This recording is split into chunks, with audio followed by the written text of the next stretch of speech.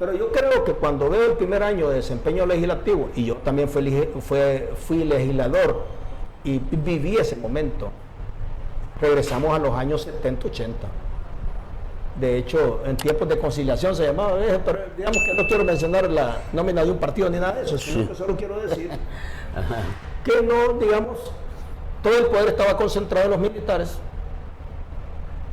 y todo el poder estaba concentrado en un grupo que estaba en el gobierno central y el resto de los instrumentos del Estado, porque el Estado es más amplio que un gobierno, porque el Estado es el concepto más amplio de la democracia de un país, digamos, de la democracia digo estructurada de un país, y el gobierno es una representación de ese Estado, con unas competencias constitucionales. Y entonces en ese tiempo uno de los grandes problemas era que una persona hacía que todos fueran tramitadores. Y eso es lo que superamos con los acuerdos de paz, que el país ya no podía ser un Estado de tramitadores. Debía ser un Estado donde se procesaran las cosas de acuerdo a los mandatos constitucionales.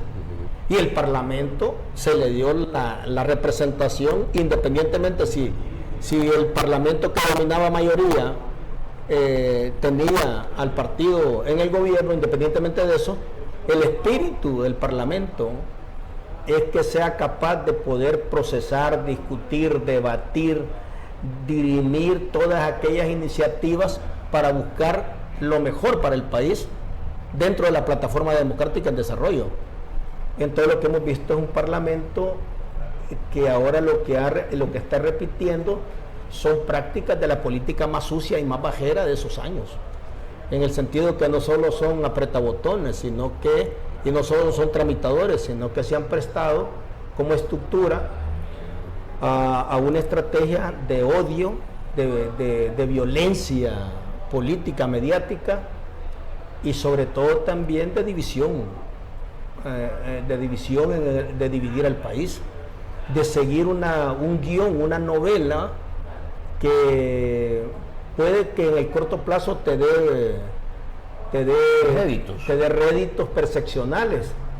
Y siempre el populismo está hecho de eso, ¿no? De que en el corto plazo vos podés sorprender la percepción e ilusionar a los ciudadanos que lo que vos estás haciendo es siempre pensando en ellos, pero te puedes convertir digamos, en el segmento representativo de esos votantes más irresponsable, de lo más irresponsable.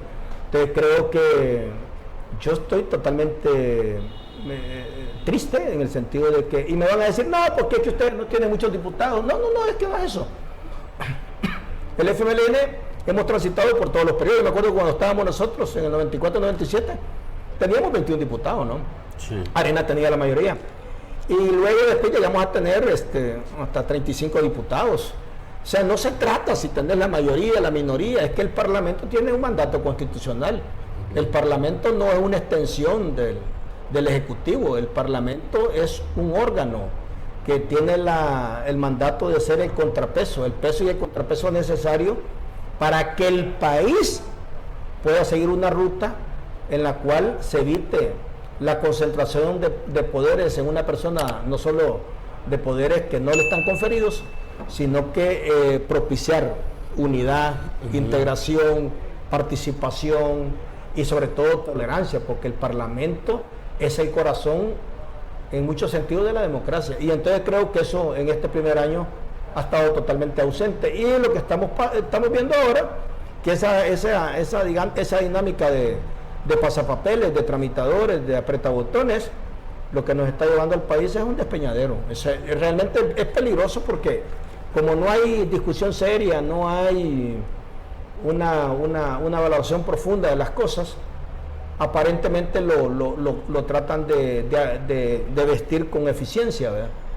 Pero los que sabemos de todos los parlamentos modernos, a veces es mejor que una cosa te lleve una semana, un mes, pero mejor pensada de la manera más responsable. Su ejercicio, digamos, electoral de campaña, básicamente enunciaba 4 o 5 elementos que para ellos eran como lo transversal, ¿no?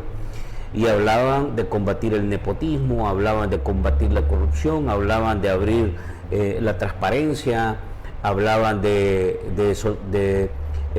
despedir asesores porque había muchos, de despedir o de no tener seguridad, etcétera. O sea, habla de todo el esquema de privilegios que siempre se ha venido cuestionando y criticando. El formato que han escogido para tratar de representarse como opción mayoritaria en la Asamblea Legislativa es el formato peor y más nefasto, porque eso te lleva a hacer de las representaciones políticas parlamentarias menos transparente de los últimos 30 años, si lo queremos ver así. Porque no es el problema, la transparencia, ¿con qué tiene que ver?